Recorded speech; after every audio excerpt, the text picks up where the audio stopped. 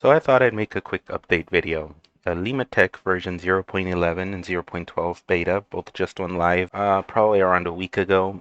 There's been a couple of changes, pretty big in my opinion, but I'll go over them real quick in the first part of the video. And in the second part, I'll show off some um pending changes that are coming very soon. So first off, we have a new turret, the Noctis turret or the railgun turret. This one is a boss killer turret. Let me see the recipe for it. Okay, so it's similar to the rocket turret, it's just more expensive, I think.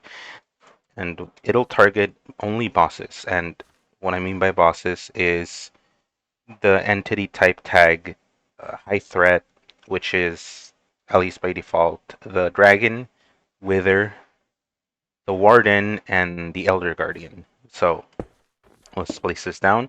It otherwise works the same way as the rocket turret.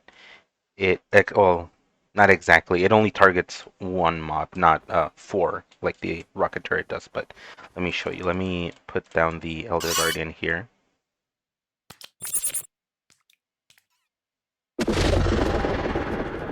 Yeah, and it's dead. It deals 150. Yeah, I think 150 damage. It kills a warden in 3 hits. So actually, no, it doesn't deal 150. Then it deals. It's probably 200 then if it kills it in 3 hits. So yeah, it kills a wither in 2. Also, I guess I should have made it 1, but two's fine. And the dragon's weird because the dragon's hitboxes are like there's some where it takes just very little damage, but then also when I'm using the rocket launcher, the Daybreak, if I shoot it like from right under it, it'll one hit kill it for some reason. I don't know how that works, but the same goes for the railgun. Sometimes it'll target like I don't know its tail or something that only deals like I don't know, a quarter of its health, and the other times it targets the head and it nearly one hit kills it. So, I guess use several if you want to take out the dragon. So that's it for the turret. Now, this is the main part, the tools. So I added tools. These are, with some exceptions, pretty much the same as the vanilla tools. They're just energy powered rather than durability. So that means you can use them indefinitely, and because I'm just a stickler for details, I also added things like the brush and the fishing rod, and even well, this is I call this the lighter, but this is the flint and steel. So the exceptions to this are the drill and the axe. So the drill is a combination between a pickaxe and a shovel. Now you're wondering why the shovel, because I have it here. The shovel comes pre-installed with Silk Touch because I guess it makes sense. Like it's not I don't think too powerful unlike on a pickaxe because on a shovel all it really means is dirt. Well, not dirt, grass, podzol, mycelium. And let me show you here. Right. Yeah, you'll see it comes pre-installed with this upgrade. Not all of them have that Epsilon core systems. Only this one. Oh, okay. Only the shovel and the axe and something else. I don't remember. Oh, the wrench. Yeah, I'll get to that in a bit. Okay, that's it for the shovel. There's nothing more to it. It just comes pre-installed with a silk touch. Let me get the wrench. Oh, and the axe too, because the axe also has, apart from coming like pre-installed with Razor 1, which there's a reason for this, because Razor 1, I changed the recipes for a lot of things too. So, okay, it's not gonna show up in JEI here, but where's it at? Right here.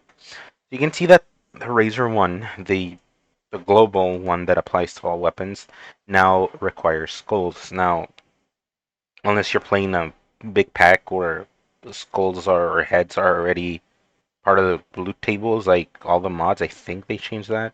But otherwise, in vanilla, to get skull drops, I do think you have to get a charged creeper to kill the mob, which is, well, that's not really my intention of gating it behind that.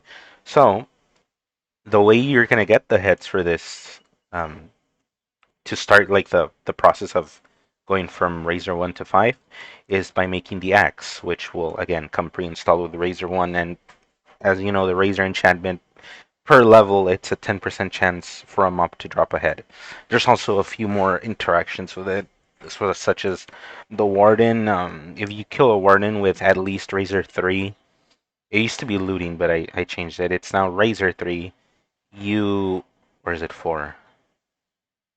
Might be 3 actually. No, yeah, it's 3. So if you kill it with Razor 3, it'll drop Echo Shards. And rabbits are 20 or 30% chance to drop a rabbit's foot per level. And that's because is it this one? Yeah, well, fortune upgrade and the looting upgrade use rabbit feet. Oh, and if you're the oh right, the fortune upgrade, it's part of the new upgrades for the tools that I added. This one does increase your energy usage per block mined. So let's see. Yeah, these are new, but you know these are just straightforward fortune enchantments. Any new tool upgrades? Right, Silk Touch for the drill and the other mining tools. I'll get these because the drill is a bit of a entire mechanic on its own. This one too. Right. So let's switch over to survival. The drill, and I should have gotten the Silk Touch, but you get the idea. It's just Silk Touch. So the drill is a pickaxe shovel combo. This works on anything that's dirt or stone based. It'll okay, it won't work on that, and that's actually a good thing that I showed that because the drill by default is iron mining level. And if you say, well, that's kind of bad, like isn't this supposed to be like good tools and stuff? Well, yes, but in order to upgrade your drill, you have to make these the upgrade modules. The diamond drill core, you know, as the name says, it upgrades your drill to a diamond mining level and also increases your base mining speed. And the same goes for the netherite drill core. You get netherite mining level and even faster base mining speed. This is like my attempt to replicate like an omni tool or mechanisms what is it called? The atomic disassembler. So what this does is make the drill work on everything. And what I mean by that is makes it effective against breaking everything. So wood or glass, or well, not glass. Glass is already, I think, affected by pickaxes. But yeah, anything that's not a shovel or pickaxe mineable, it'll work on everything. So let's show this. So you saw that I couldn't break the slate alloy block because those are, I do believe those are diamond mining level. So I go ahead and put the diamond core in, and there we go. I can now break it. Netherite, I can't install it. I have to remove it. Nothing would happen if you somehow got them both in. The netherite core will overwrite the diamond drill core. I just made it exclusive just so, you know, it wouldn't cause player confusion. You know, there's no point in having these two. And you know, this one does break slightly faster. Maybe that's not noticeable, but it is there. It's definitely noticeable on the dirt. Now, let me install the Omni drill.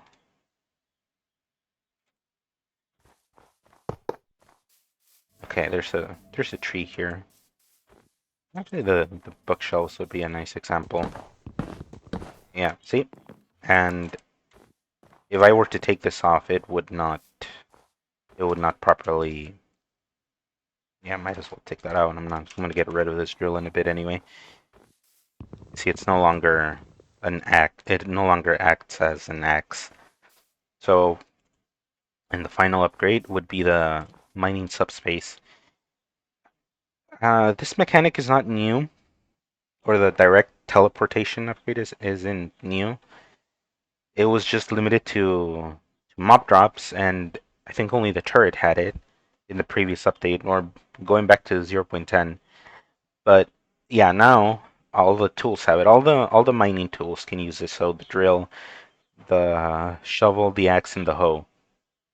So this one, it does exactly what you would expect it to. When you break a block, it goes straight into your inventory.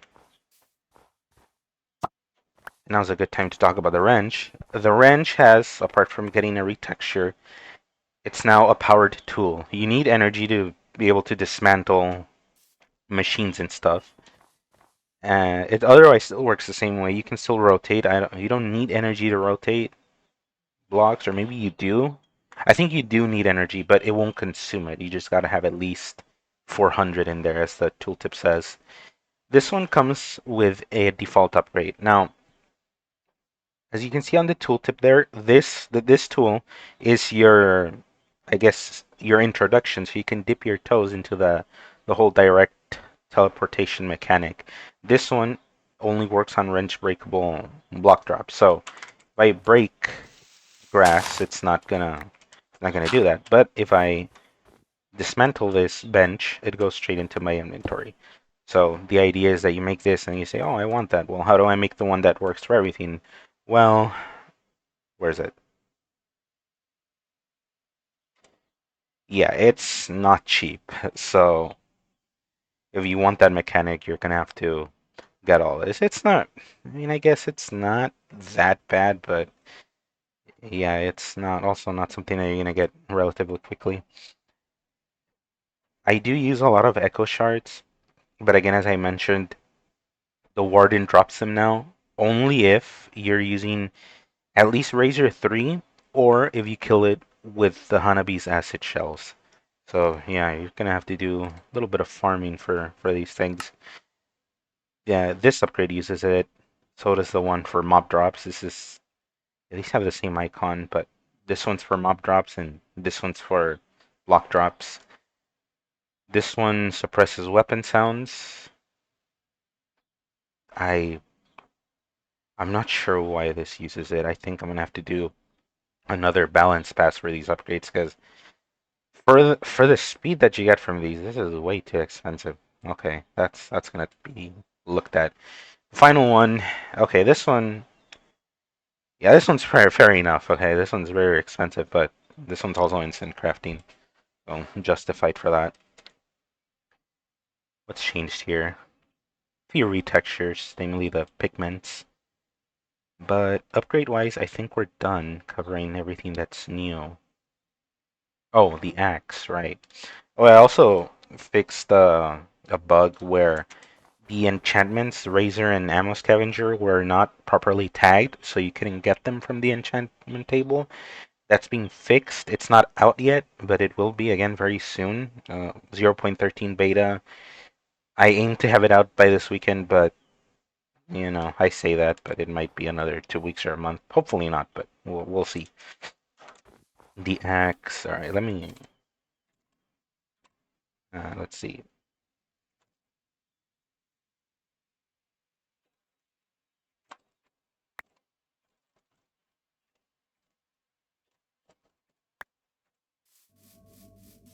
The axe has a special behavior. When you break trees, it chops them down, kind of like I was about to say the lumber axe. Well, yeah, any axe that really that has this behavior, it'll behave similarly. So there we go, the entire tree. And yeah, that does work with this other upgrade. Take this out.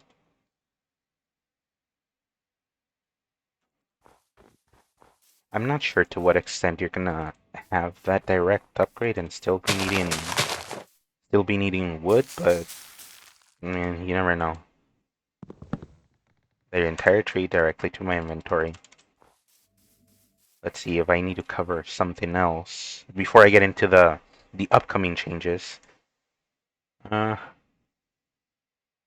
no, I think we're good on that end. I'm not gonna show like how these work. These are just imagine, pretty much just imagine a skulk sensor when you break stuff around it with a tool. It triggers it. But when you have these on the tools that it tests there, it won't. So yeah, just imagine that. Let me clear my inventory. And from this point forward, every feature that I'm going to show is not yet out. But again, it will be soon. Now that I say that, I don't know which one to start with. I guess the first one I should start with is I did some changes in my library mod and some rendering changes here. And I can say that I tentatively support shaders. Now, let me turn them on and hope my computer doesn't burn itself. Okay, there we go. I'm using Complementary Reimagined. I downloaded BSL, I think that's what it's called. Yeah, but these don't work properly. Let me show it. Just by that I mean is, yeah, you can see the magazine has that Z fighting effect. Other than that, it should work fine. So let me go back to Complementary. So previously my mod was incompatible. It wouldn't crash, but a lot of the things would be invisible. The guns, all of the glowing bits were invisible. The tools, the same thing. Some entities weren't rendering properly. Oh, and I do have to say that, at least until further notice, for the Hanabi's flame entities to render properly, you do have to change the sodium. Where is it? Performance. Yeah, you have to disable this option, the animate only visible textures, because if you leave that on, and it's on by default. Okay, I was in survival. Yeah, they won't render properly. I guess it's not a big deal, but it's for visual quality, you'll want to turn that off so you can get properly animated textures. And I think shader wise, that's it. Oh, let me see. I think I fixed the shield. Okay, yeah. One thing I will say is, let me switch back to creative mode, just so I don't. The shield with shaders, it kind of breaks the ice a little bit, the translucency. I don't know how to fix it. I don't think this can be fixed. At least I'm not gonna try. It's not really a big deal. Without shaders, it works properly. So, I guess it's just a quirk of using shaders. So, shader-wise, that's it. There's a few more changes, but before I get to that, I guess I should just. It should have probably been at the beginning of the video, but oh no, oh well. There's been a couple of questions about, whether this mod's gonna be supported on, X version or X mod loader. The answer to that is no. The the mod is only gonna be. I'm only gonna work on one branch at a time. So for me, that's gonna be NeoForge 1.21.1. I won't go, older versions than that. And as for newer versions, that's not gonna happen until 1.21.4 or 1.22, whichever version stabilizes and at least one big mod jumps to it. So be it, I don't know, Create AE2. When that happens, then I'll move forward. But for the time being, it's only going to be NeoForge 1.21.1. So now the other feature that I was working on, this one's big. I don't know. I should have probably also done this one first. But let's clean this up first. Where is it?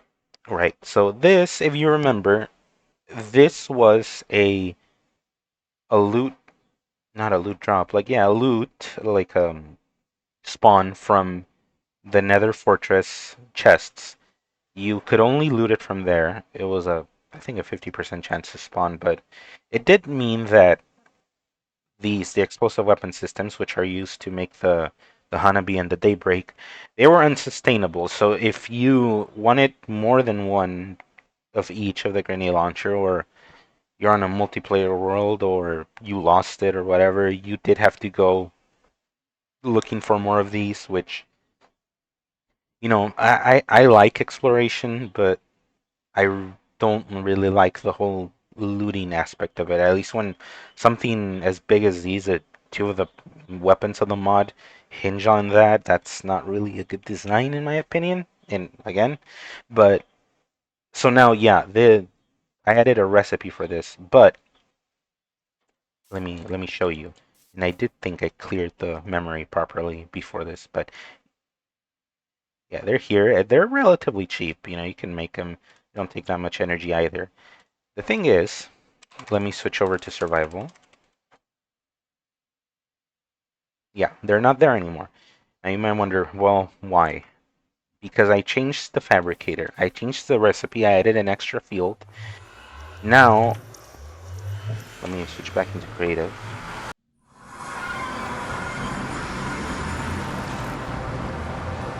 You now have to unlock certain blueprints. For now, this is the only one that's locked, but you will have to unlock it in your recipe book via an advancement.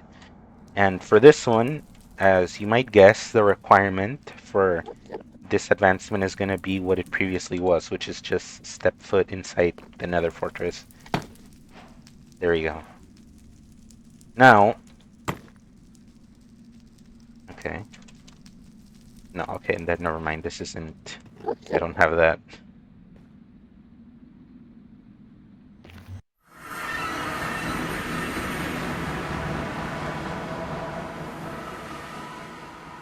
Back to survival, and there it is.